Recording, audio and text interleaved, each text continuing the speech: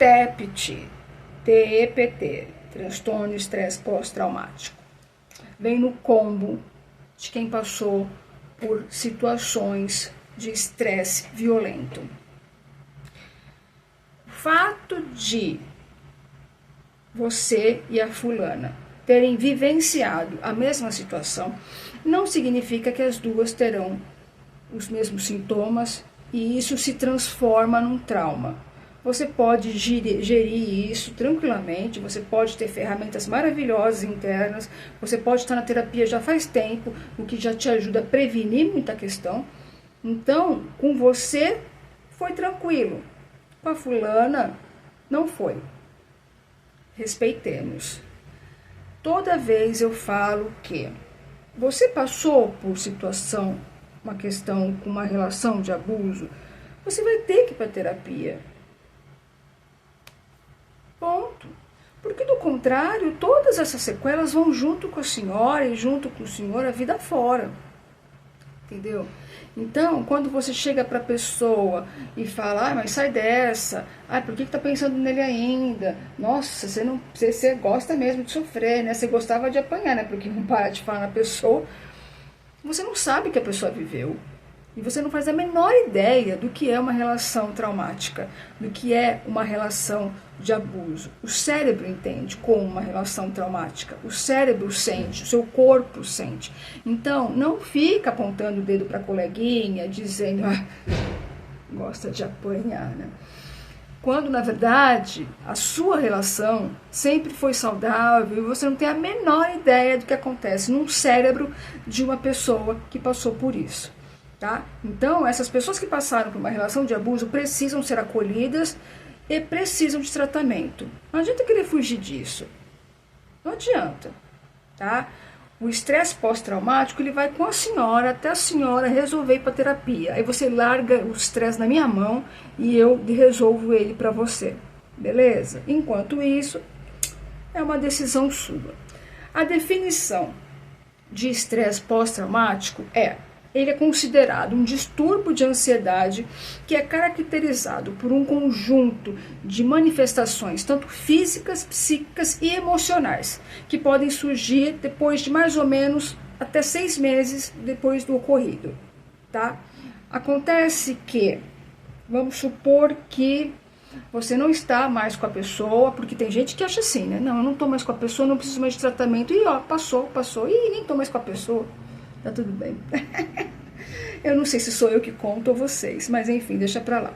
Então vamos imaginar que passou um período, você não tá com a pessoa, e você conhece outra, ou você tá em alguma situação, você pode ter o que a gente chama de flashback. Você revive o trauma. Então, no momento que acontece alguma coisa que o cérebro identifica como, peraí, deixa eu checar aqui no meu computador. Você já passou por isso sim. Toma aí, lembra disso? Pronto. Puf.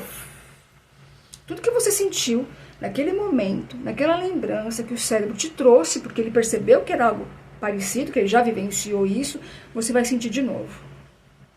E vai sentir de novo, toda vez que isso acontecer. Até você me entregar o seu estresse pós-traumático pra gente mandar ele pra cucuia. Tá bom? Enquanto isso, você vai ter flashback. Tá? Seu cérebro tem memória, ele registra tudo. Então ele vai identificar o que aconteceu e vai mostrar para você todo. Percebe o pesquisar? Né? Pesquisar, deixa eu pesquisar todas as frases, tudo que tem a palavra X. Pronto, é a mesma coisa, ele faz isso também, tá? Pois bem, e aí o que acontece é o seguinte, você vai ter alguns sintomazinhos muito fofos, que são o seguinte. O primeiro que a gente chama é da esquiva, tá? Então, a pessoa evita pensamento, sentimento, nega essas memórias todas associadas, evita os lugares, evita as pessoas, tá? Então, essa esquiva, se negar, é complicado, porque isso não vai deixar você, isso vai estar aí para a senhora resolver, tá bom? Sintoma de intrusão, né? Então é um sofrimento psíquico ou fisiológico intenso ao lembrar do evento. Ou seja, volto a falar o que eu já tinha dito, o flashback ou agir como se o evento estivesse acontecendo em tempo real. É o que o cérebro faz. Ele manda informação para você de que aquilo já aconteceu, junto com isso vai tudo que você sentiu naquela época, ponto final. E aí ele fala, se vira aí. Aí vem as lembranças recorrentes que são involuntárias, porque o cérebro, quando você fica o dia inteiro pensando naquela pessoa, o cérebro entende que aquilo ali para você é muito importante. Logo, ele vai mandar essa informação para você sempre. Então você está de repente fazendo um cocô e a informação chega no seu cérebro. Mas eu nem estava pensando na pessoa. Não estava, mas o seu cérebro sabe que para você é importante. Ele vai mandar para você a informação. Então, como é que a gente faz isso? É reprogramação. Você vai ter que limpar o seu cérebro, deixar ele bonitinho como ele era antes, para que isso não apareça mais. Eu tenho que explicar para o meu cérebro que isso não é mais importante para mim. E ele vai fazer o que você está mandando, porque o cérebro, tudo que você ensinar para ele, ele faz. Mas é chatinho mesmo no começo, porque eu tenho que transformar isso num hábito. Chegou o pensamento, o que eu faço? Não vou pensar nele. Se distrai com qualquer outra coisa, 5 segundos, acabou. Aconteceu de novo, se distrai, 5 segundos, acabou. Apareceu de novo, 5 segundos, se distrai, acabou. Vai, amanhã também. Depois de amanhã. Aí uma hora o cérebro para. Mas infelizmente, ou não, essa ação chatinha no começo é da senhora. Vai vir sonho também, óbvio, né? Principalmente naqueles dias que você acabou pensando muito na pessoa, principalmente falando, stalkeando. Vamos lembrar da pessoa, não estou fazendo nada hoje mesmo. Eu estava bem, mas eu quero ver o que a pessoa está fazendo. Aí esse ser humano chora no dia seguinte porque sonhou com a pessoa, porque ficou pensando, meu Deus, por quê? Porque a senhora foi mexer onde não devia. Tá bom, querida? Vamos lá. Vai ter sentimentos e sintomas negativos sobre a cognição e sobre o humor, né? Então vai ter perda de memória, né? Perda de memória daqueles momentos que foram significativos, incapacidade persistente de viver emoções positivas, convicções ou expectativas negativas persistentes e exageradas sobre si mesmo ou sobre os outros, sentimento de culpa em relação a si mesmo ou sobre os outros, né?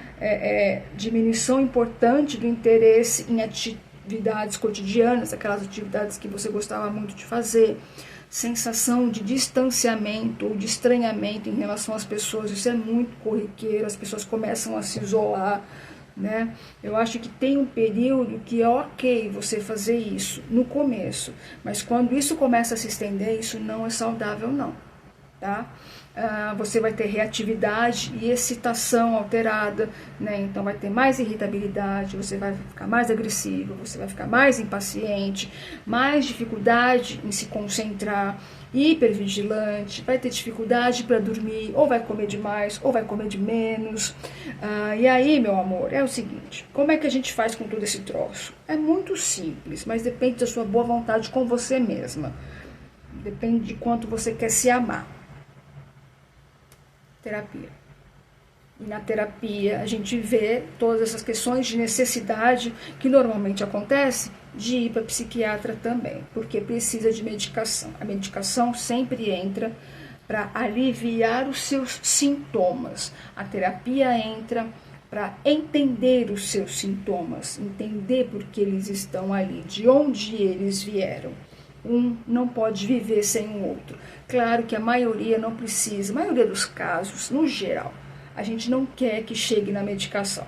Porém, se precisar, não vem com essa de só tomar remédio e que eu não vou fazer terapia, porque o remédio não vai mudar teu comportamento, o remédio não vai alterar a sua memória, não vai fazer com que você pense em outras coisas, não vai fazer você mudar sua rotina, não vai fazer nada disso. Isso daí é na terapia que a senhora aprende, e o senhor também, tá bom?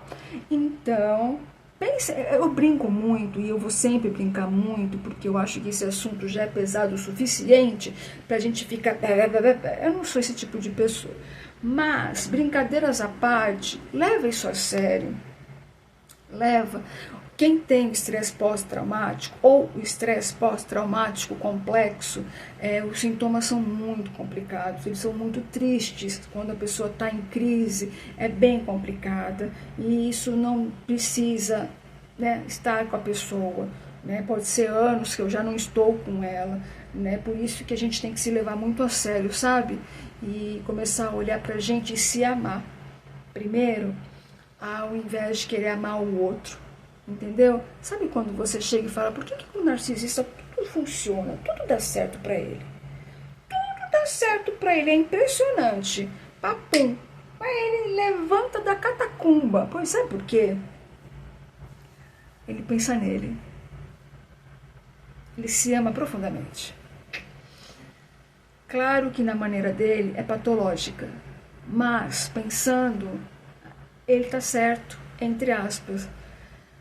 Se você pensasse em você, se você se amasse também, tudo daria certo para você. Mas é que o problema é que assim, olha, o senhor tá tão focado no fulano, né, que aí vai ficar meio difícil, né? Aí não dá pra gente estar fazendo um milagre. Pensa nisso, me fala, tá tendo algum desses sintomas? Já percebeu alguma coisa nisso em relação a você? Você faz tratamento? Você se ama o suficiente para isso? Ou ainda não? Me fala.